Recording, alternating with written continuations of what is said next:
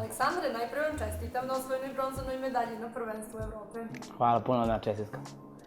Recite mi, s obzirom da je održano u Novom Sadu, prenesite nam utiske postizanja uspeha na internacionalnom takmičenju, a opet pred domaćom publikom.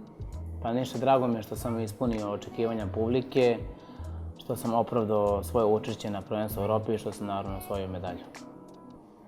Kako je rovanje jedan od najstarijih sportova, datira još i 708. godine pre nove ere i zapisan je kao manifestacija u Staroj Grčkoj na olimpijskim igrama, smatrate li vi da mu je dovoljno posvećena pažnja u modernom dobu?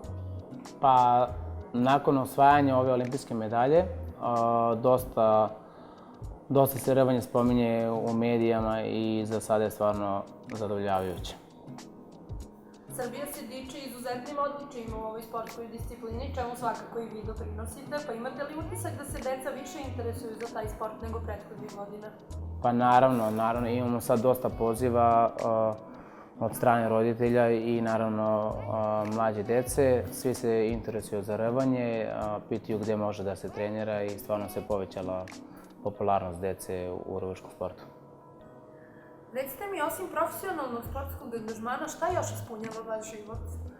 Pa ništa, svako ko u rvanju mora biti fokusiran 100%, ali pored toga ja nalazim vremena za porodicu, za prijatelje i naravno za fakultet.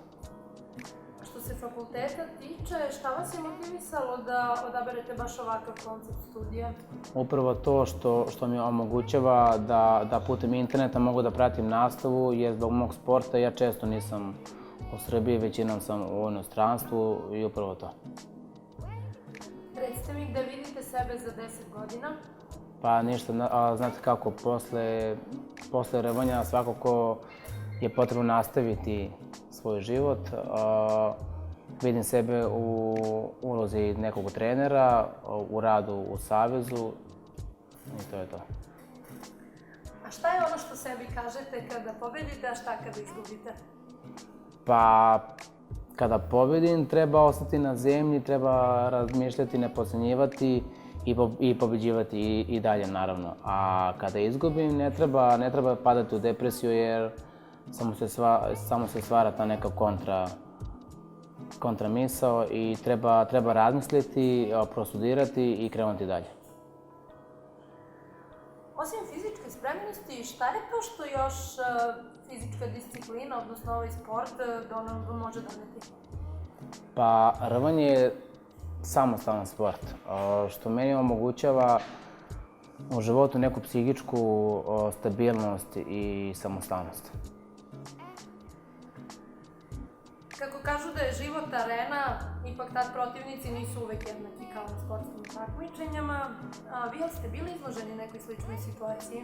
Pa naravno, ima dosta sudija gde su više naklonjeni nekim drugim takmičarima, to je drugim državama. Ne treba to, mislim da to dosta znači naravno, ali to treba zaboraviti i ići dalje. Šta je ono što biste vi istakli kao najvažnije osjećanje u takvoj situaciji? Pa ništa, ne treba puno razmišljati oko toga jer nepravde svugde ima, treba samo zaboraviti i ići dalje. Vašim uspesima raduju se sve generacije, pa dajte šta biste vi poručili mladima, a šta njihovom okruženju? Pa najbolje je baviti se sportom. Ja bih svima preporučio da se bave sportom, obiđu svet, upoznaju mnogo ljudi i postanu neko i nešto.